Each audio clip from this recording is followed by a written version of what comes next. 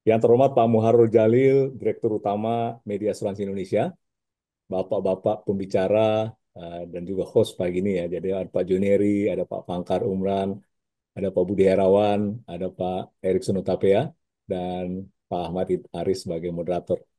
Bapak Ibu yang hadir pada pagi hari ini, Assalamualaikum warahmatullahi wabarakatuh. Salam sejahtera bagi kita Waalaikumsalam. semua. Om Swastiastu, Namo Buddhaya, Salam Kebajikan. Bapak Ibu, hari ini kita belajar mengucap syukur kepada Tuhan ya, karena kita diberi kesempatan hidup dan bukan hanya hidup tapi sehat gitu ya pada pagi hari ini. Izinkan saya menyampaikan beberapa hal yang sedang kami kerjakan di OJK mengenai penguatan ekosistem asuransi kredit yang terus kami upayakan sebagai bagian dari proses kita menyehatkan industri perasuransian di Indonesia ini. Uh, saya ada slide, mudah-mudahan bisa ditayangkan.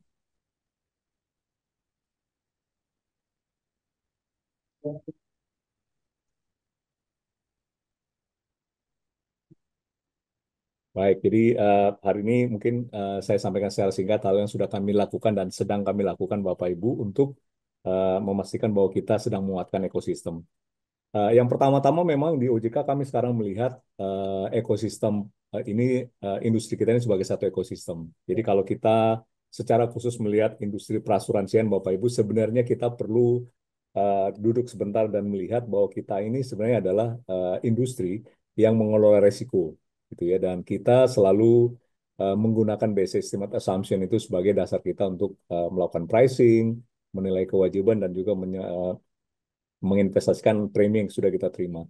Jadi kami di OJK saat ini memang fokus kepada tiga hal untuk memastikan bahwa premi yang Bapak Ibu kenakan kepada uh, tertanggung maupun masyarakat itu memang premi yang mencukupi untuk cover semua risiko. Kemudian kalau ada variabelnya tercover dan juga cukup untuk membiayai kegiatan operasional perusahaan. Tujuannya supaya premi ini yang dikenakan memang dimaksudkan untuk upaya memberikan perlindungan dalam jangka panjang. Eh, Hal yang kedua yang kami fokus Bapak Ibu saat ini adalah bagaimana perusahaan asuransi itu membentuk cadangan premi atau menetapkan kewajiban, karena kewajiban ini sekali lagi didasarkan kepada perkiraan risiko akan terjadi di masa yang akan datang. Dan setiap perubahan asumsi yang terjadi itu harusnya memang mempengaruhi bagaimana besarnya kewajiban yang ditetapkan oleh perusahaan di masa yang akan datang. Yang ketiga adalah mungkin bagaimana perusahaan menetapkan investasinya gitu ya. Bagaimana kebijakan investasi itu disusun berdasarkan karakteristik dari kewajiban yang ada. Yang nomor tiga ini memang mungkin lebih banyak pada perusahaan asuransi jiwa, tapi kami juga ingin mendorong perusahaan-perusahaan perasuransian, terutama asuransi umum yang mengcover kewajiban jangka panjang, untuk mulai melihat kebijakan investasinya itu untuk memastikan bahwa memang itu disusun untuk menutupi kewajiban yang bersifat jangka panjang. Di slide berikutnya, Bapak Ibu, izinkan saya men-trigger sedikit beberapa hal yang selama ini menjadi concern kami di OJK. Jadi, kalau kita secara khusus bicara mengenai asuransi kredit, ini yang pertama muncul dalam benak saya, Bapak Ibu, ketika berinteraksi dengan teman-teman di industri gitu ya.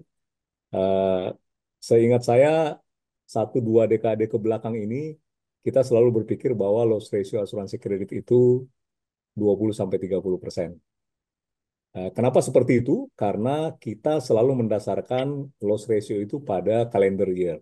Jadi tabel yang sebelah kiri ini Bapak Ibu ini adalah satu contoh bagaimana kita menyusun perkiraan loss ratio berdasarkan calendar year gitu ya. Jadi kalau Bapak Ibu lihat, kita hanya membandingkan klaim yang terjadi di tahun itu dibandingkan dengan premi yang kita kumpulkan di tahun tersebut. Sehingga kalau kita lihat rata-ratanya itu bahkan sangat kecil, terutama di tahun-tahun awal. Dan ini sebenarnya terkonfirmasi Bapak Ibu kalau kita lihat tabel sebelah kanan. Tabel sebelah kanan ini mencoba melihat pergerakan premi dan kewajiban itu dan klaim itu dari angel of apa namanya view yang lain itu ya. Jadi kalau kami eh, coba menyusun Bapak Ibu dari berdasarkan tahun underwriting di mana tahun polis diisu. Ini contoh misalnya tahun 2018 misalnya total premi yang kita kumpulkan itu sekitar 2,8 T gitu ya. Tahun pertama itu klaimnya itu cuma 229 miliar. Jadi kalau kita bandingkan ini kan cuma eh, eh, apa namanya nggak sampai 1% gitu ya, kira-kira gitu ya. Jadi Bapak Ibu, eh, Ini hal-hal yang sering terjadi, padahal sebenarnya klaim tersebut itu eh, bisa muncul di tahun-tahun berikutnya. Dan kalau kita lihat di contoh ini, klaim itu muncul mulai membesar tahun kedua, tahun ketiga, tahun keempat mulai turun, tahun kelima mulai turun gitu ya.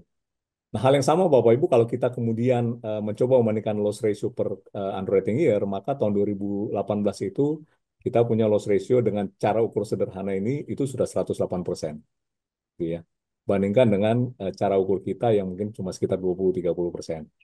Nah, ada yang bertanya bahwa kalau kita dengan model apa namanya melakukan monitoring seperti ini Bapak Ibu, tahun 2022 dan 2023 itu kelihatannya kecil banget loss ratio kita gitu ya. Tapi apa iya loss ratio sekecil itu? Nah, kalau Bapak Ibu perhatikan misalnya tahun 2023 loss ratio yang 21% itu kan sebenarnya didapat dari total claim yang tahun pertama yang sangat kecil, dari 4 triliun kita kumpulkan premi, klaimnya baru 139 miliar gitu ya. Dan kita cuma set up kewajiban itu sekitar 732 miliar.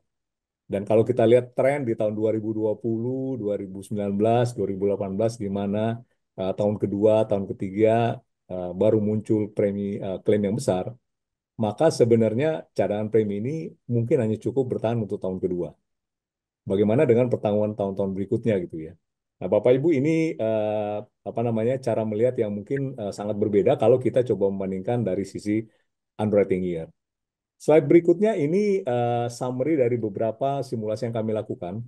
Ini kami cuma ambil 3 cohort ya Bapak Ibu. Dua kolom sebelah kiri itu ini adalah single premi dan dua kolom sebelah kanan itu adalah asuransi kredit dengan pembayaran premi secara berkala setiap tahun. Nah, kalau kita lihat yang single premi, ini kan biasanya akan menjamin cukup jangka panjang gitu ya. Dan kalau kita lihat Bapak Ibu, kohort tahun 2015 itu yang sebelah kiri, itu memang tahun pertama menunjukkan bahwa potensi klaimnya sangat kecil, sementara premi yang kita terima sangat besar.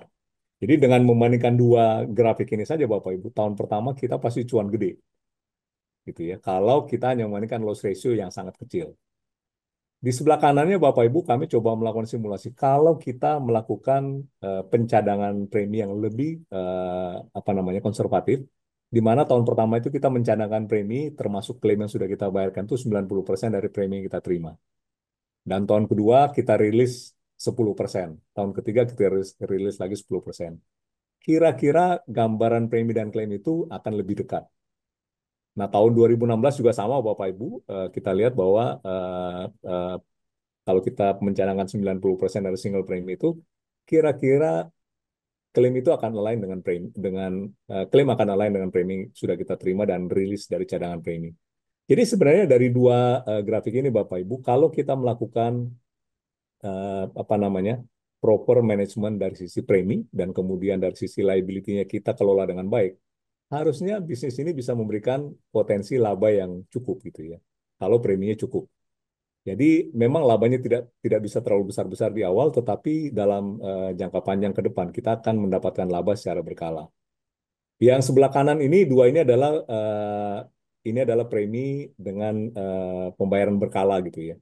Jadi kalau kita lihat tahun 2015 juga sama Bapak Ibu, sebenarnya tahun pertama itu kita menuai laba yang cukup besar karena klaimnya jauh lebih kecil daripada event premi berkala.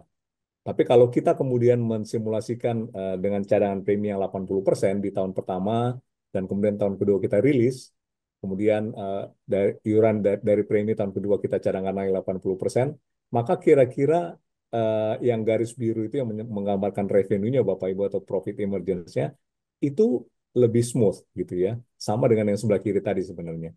Jadi dari dua gambar ini sebenarnya Bapak Ibu kalau kita bisa melakukan proper management dari sisi premi, dan proper management dari sisi pengelolaan kewajiban, sebenarnya bisnis ini masih bisa menguntungkan buat kita, asal kita disiplin.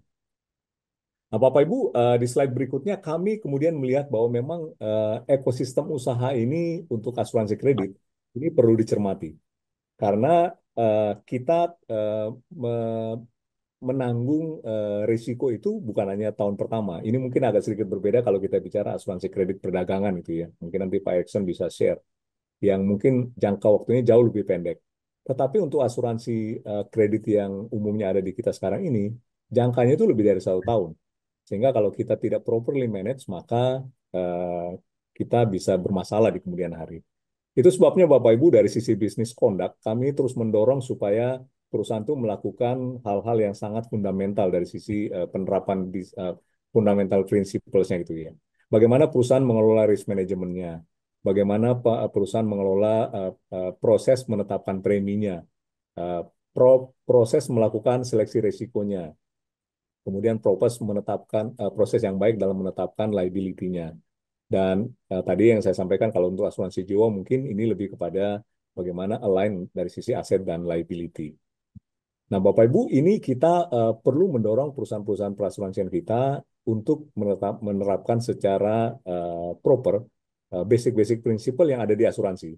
Karena sekali lagi Bapak Ibu, kami melihat di OJK bahwa tidak semua fundamental prinsipal itu bisa kita tuangkan dan harus kita tuangkan dalam peraturan. Karena kalau seperti itu nanti peraturan kita menjadi sangat banyak dan sangat rigid. Padahal mengelola bisnis ini kan perlu fleksibilitas yang baik sepanjang kita mengelola fundamental prinsipalnya dengan baik. Komite-komite Bapak Ibu, komite risk management, komite kepatuhan, komite audit, komite produk, komite investasi mungkin yang ada di direksi maupun dewan komisaris ini perlu kita fungsikan gitu ya supaya bisa mengawal penerapan dari prinsip-prinsip dasar tadi. Prosedur-prosedur berkala Bapak Ibu kami terus mendorong supaya perusahaan ini melakukan gitu ya. Bagaimana dengan control cycle-nya? Bagaimana dengan pengelolaan profitability measurement-nya? Bagaimana memastikan bahwa seluruh pihak dalam perusahaan itu memahami bagaimana kita mengukur profitabilitas dari satu produk yang kita jual. Jadi bagaimana perusahaan asuransi bisa mengelola apa namanya divisi-divisi dari sisi aktuaris, investasi, operasional, risk management dan seterusnya ini menjadi sangat penting. Nah, satu lagi Bapak Ibu mungkin yang tidak bisa kita lupakan adalah bagaimana perusahaan asuransi menata market conduct-nya. Dan ini memang menjadi sangat kompleks sekarang ini Bapak Ibu. Bagaimana perusahaan mengidentifikasi segmen market yang mau dituju. Dan ini kalau kita perhatikan secara khusus di asuransi kredit, ini menjadi penting. Kenapa Bapak Ibu? Karena tidak semua asuransi kredit yang dipasarkan di pasar kita sekarang ini, itu benar-benar asuransi kredit yang mencoba menanggung risiko kalau terjadi kredit default. Kebanyakan, kecuali asuransi kredit perdagangan ya. Kebanyakan ini sebenarnya dikaitkan dengan pertanggungan jangka panjang yang apa namanya klaim driversnya itu dipengaruhi oleh hidup atau meninggalnya seseorang. Saya ambil contoh Bapak Ibu, kalau kita berbicara mengenai asuransi kredit, terutama di bank-bank yang dikaitkan dengan apa namanya pemberian kredit dari sisi aparatur sipil negara atau pegawai Pemda gitu ya. Dan itu kan sebenarnya Bapak Ibu dari banknya sudah pegang apa istilahnya itu SK-nya gitu ya. Sehingga kecil kemungkinan terjadi default kreditnya. Yang default kredit yang paling besar adalah drivernya memang potensi meninggalnya tertanggung. Nah ini pertanyaannya waktu Bapak Ibu nutup resiko seperti ini, apakah Bapak Ibu sudah memperhitungkan dari sisi premi resiko tersebut gitu ya. Ini menjadi penting Bapak Ibu untuk bisa dipahami bahwa segmen market yang kita tuju itu akan menentukan risiko yang kita sedang ambil. Kalau kita menggunakan agen, kita menggunakan broker gitu ya, pertanyaannya apakah kita sebagai perusahaan asuransi itu bisa memastikan bahwa conduct dari agen atau broker kita itu benar-benar menggambarkan bagaimana kita mengelola risiko. Jangan sampai Bapak Ibu kita kemudian hanya engage agen atau broker dengan persiapan yang seadanya, tapi kemudian kita tidak paham risiko yang sedang kita hadapi. Jadi bagaimana Bapak Ibu conduct dengan broker ini, bagaimana Bapak Ibu mengatur kontraknya, ini menjadi sesuatu yang sangat penting. Kami sedang berdiskusi dengan asosiasi, baik asosiasi perasuransian maupun asosiasi pialang, untuk memastikan Bapak Ibu kita punya satu conduct yang baik antara perusahaan asuransi dan pialang ini untuk memastikan bahwa uh, bisnis yang dihasilkan dari jasa keperantaran ini merupakan bisnis yang berkualitas. Jadi kami terus mendorong supaya ini bisa kemudian kita dorong sehingga ekosistem bisnis kita Bapak Ibu itu menjadi lebih baik sehingga kita berusahanya fokus kepada risiko yang kita hadapi dan kita bisa memitigasi hal-hal yang mungkin tidak perlu dan kita bisa memitigasi hal-hal yang secara fundamental itu akan mempengaruhi potensi revenue kita ke depan. Nah, di atas semua ini Bapak Ibu, kami juga melihat bahwa struktur dari perusahaan atau organisasi eh, perusahaan perasuransian ini menjadi sangat penting. Bagaimana kita melihat controlling shareholder-nya ya. Jadi ini pemegang saham pengendalinya itu personnya seperti apa atau corporate tracking-nya seperti apa, bagaimana kemampuan keuangannya, bagaimana dia mengelola direksi, komisaris, dan kalau ada DPS, dan bagaimana expertnya itu dikelola. Jadi kami melihat Bapak Ibu bahwa memang sekarang ini dengan eh, potensi bisnis yang memang semakin kompleks, ini bisnis asuransi ini tidak bisa lagi dipandang sebelah mata sebagai bisnis yang bisa dengan modal yang kecil gitu ya. Dan ini Bapak Ibu tergambar di dalam ekosistem roadmap kita yang sudah kita bangun bersama di slide berikutnya itu di mana salah satu hal yang kita dorong adalah memang bagaimana kita menguatkan permodalan untuk memastikan hal-hal di sebelah kanannya itu bisa didorong dengan baik. Governance, risk management, ekosistemnya bisa kita kelola dengan baik, dan juga best practices. Sebagai contoh, Bapak Ibu, kita baru saja menerapkan PSAK 117 itu ya. Dan ini sudah persiapannya sangat-sangat panjang. Tapi memang salah satu kebutuhan dari PSAK 117 itu adalah kesiapan perusahaan untuk menerapkan sistem. Dan sistem itu berkaitan dengan infrastruktur. Dan itu bukan hanya kita tidak hanya bicara mengenai infrastruktur IT, tapi kita bicara infrastruktur ada orang gitu ya, dan juga ada proses. Jadi ini memang membutuhkan biaya yang tidak sedikit Bapak Ibu, dan kami memang melihat bahwa memang penguatan ekuitas ini menjadi sesuatu yang sangat perlu untuk menopang bisnis ke depan. Jadi kami sangat berharap bahwa memandang peraturan yang ada sekarang ini Bapak Ibu tidak bisa terkotak-kotak, tapi memandang itu adalah bagaimana kita memastikan bahwa setiap POJK yang kami isu itu memang berkontribusi positif kepada membangun ekosistem yang lebih baik ini. Nah, kalau hari ini kita berbicara mengenai ekosistem mengenai asuransi kredit, ini menjadi lebih penting lagi Bapak Ibu karena kita punya PR yang sangat besar dari pemahaman kita yang entah pemahaman yang kurang tepat atau pemahaman yang salah atau kita memang pura-pura tidak tahu salah gitu ya. Tapi memang kita sekarang end up harus menyelesaikan permasalahan yang sangat besar dari sisi asuransi kredit ini. Dan kami sangat berharap bahwa webinar pagi ini tuh bisa kemudian menstimulate gitu ya thinking kita bagaimana kita bisa mengelola portofolio ini ke depan dengan lebih baik. Karena tadi saya tunjukkan dari grafik, sebenarnya portofolio ini kalau dikelola dengan baik, ini bisa menghasilkan profit emergence yang sebenarnya cukup decent gitu ya, cukup baik ke depan dan dalam jangka panjang. Sekali lagi asal kita mengelola risikonya dengan baik. Mungkin saya stop sampai di sini. Selamat mengikuti webinar ini dan nanti saya rasa dengan pembicaraan yang sangat handal ini dari sisi peraturan, dari sisi para praktisi baik di asuransi kredit maupun asuransi kredit perdagangan gitu ya. Dan ada Pak Ketua ini, Pak Budi Rawan mungkin bisa memberikan insight yang lebih baik. Selamat mengikuti webinar ini Bapak Ibu dan kami sangat berharap bahwa dari webinar ini Bapak Ibu bisa mendapatkan pencerahan bagaimana mengelola asuransi kredit ini dengan lebih baik. Demikian saya tutup. Jika ada yang kurang berkenan Bapak Ibu, saya mohon maaf. Wassalamualaikum warahmatullahi wabarakatuh.